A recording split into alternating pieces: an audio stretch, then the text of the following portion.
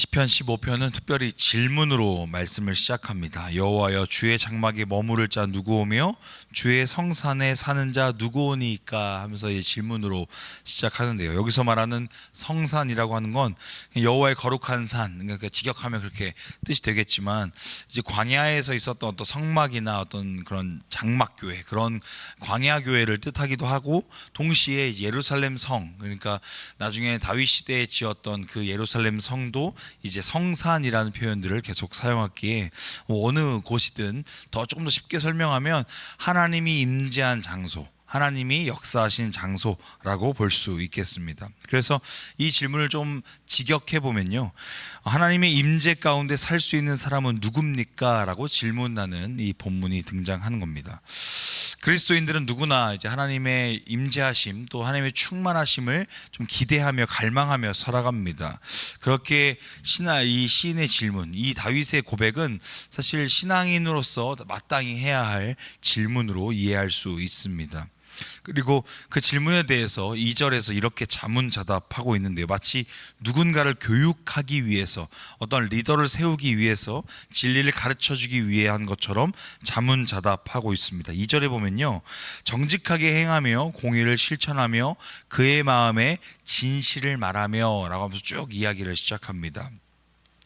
하나님의 임재를 경험하며 살아가는 사람은 뭔가 이제 거룩한 무엇인가를 하는 사람이다라고 설명하는 게 아니에요. 그러니까 항상 기도하는 사람이고, 말씀 속에 파묻혀 사는 사람이고, 어떤 신령한 것을 가지고 있는 사람이다라고 이야기할 줄 알았는데, 그런 것을 이야기하지 않고 2절부터 이제 5절 전반절까지 보면 굉장히 윤리적인 이야기를 하고 있습니다. 한번 그 말씀을 좀 볼게요.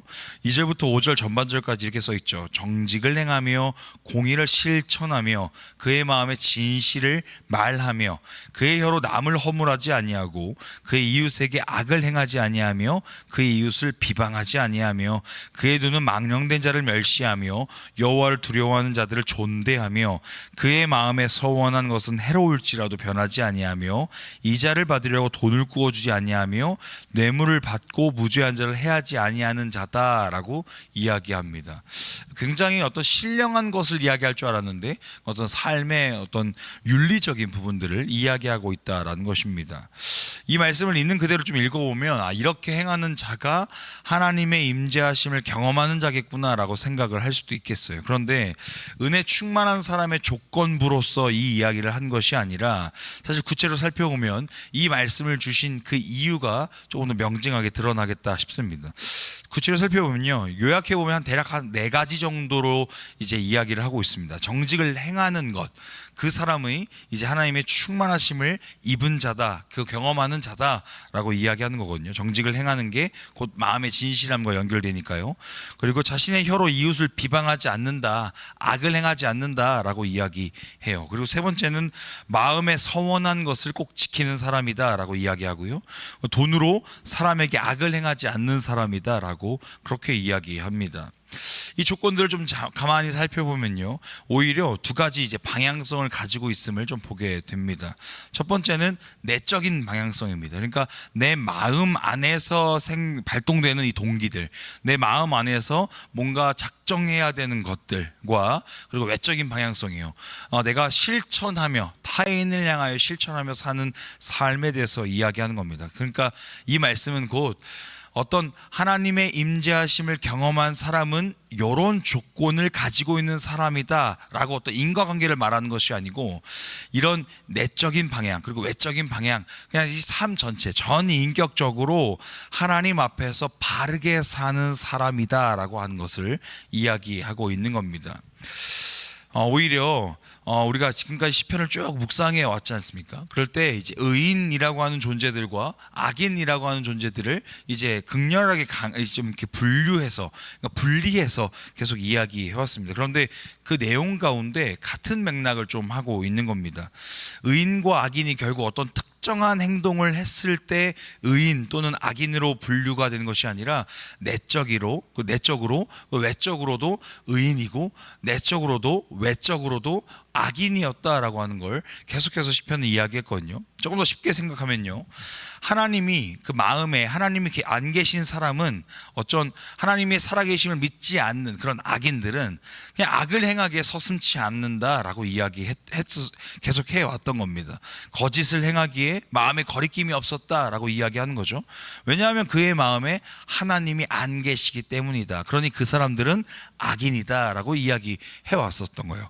그리고 이제 의인을 보면, 하나님을 아는 사람들은, 하나님을 경외하며 진실로 하나님을 두려워하는 사람들은 내 일거수일투족을 하나님이 바라보고 계심을 아는 사람들이고, 그 사람들은 당연히 자신의 입의 말과 자신의 생각 또한, 내 마음의 중심 또한 하나님을 향하는 사람이고, 하나님 앞에, 우리가 코람데오라고 말하지 않습니까? 하나님 앞에서 살아가는 사람이다라고 하는 것을 이제 의인이라고 시편 11편부터 14편까지 쭉 계속해서 봐왔다라는 사실입니다. 결국엔 하나님의 임재를 갈망하며 하나님의 충만케 하심을 기대하며, 또 내적인 부분과 외적인 부분, 그냥 윤리적인 부분까지, 아주 사소한 부분들까지 전인격적으로 바르게 살아가는 것이 성경적으로 마땅하다라고 하는 것을 이야기하는 것입니다. 그냥 그렇게 살아가는 것, 그렇게 충만함을 기대하는 사람이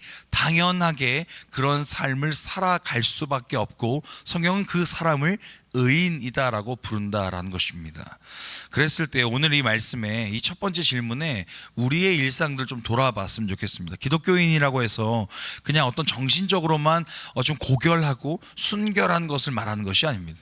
정신적으로 뿐만 아니라 내면적으로 뿐만 아니라 외적으로 사는 모습 또한 온전하고 순전해야 한다라는 것을 성경이 이야기하고 있습니다. 그렇다면 나는 정말 하나님을 두려워하는 사람처럼 살고 있는가를 점검해야 한다는 겁니다. 내 마음뿐만 아니라 내 생각뿐만 아니라 내 삶도 마찬가지입니다. 하나님이 보시지 않는 것 같은, 그러니까 남들이 아무도 보지 않는 그런 상황 가운데서도 나는 정말 하나님 앞에서 하는 것처럼 생각하고 말하고 행동하는가, 우리는 그것을 다시 한번 점검해 봐야 한다는 것입니다. 그랬을 때요, 우리의 삶이 어떻게 되느냐, 우리 오늘 본문 마지막 절, 오늘 5절 하반절에 보면 이렇게 기록하거든요. 이런 일을 행하는 자는 영원히 흔들리지 아니하리이다.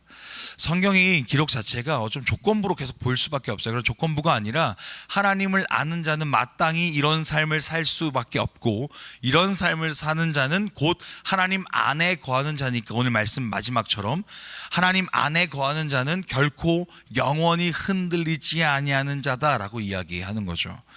그런데요, 하나님 안에 거하는 자가 영원히 흔들리지 않는다라고 말하는 것이 만사형통한다는 이야기가 아닙니다. 그냥 뭐든지 잘 되고 뭐든지 흔들림 없고 뭐든지 완벽하게 세워지고 그런 것을 말하는 것이 아니라, 흔들린 가운데서도 하나님이 함께 하신다는 뜻이에요.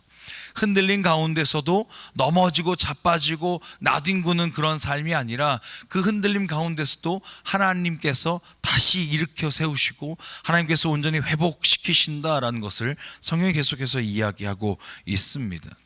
그리할 때 우리는 하나님의 입장에서 한번 생각해 볼 필요가 있겠죠.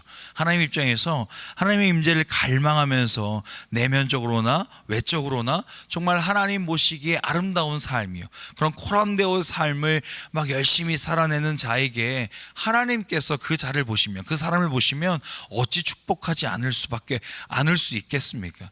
당연히 하나님도 그 마음에, 하나님께서도 사랑하는 마음으로 더 큰 축복을 주시지 않겠습니까?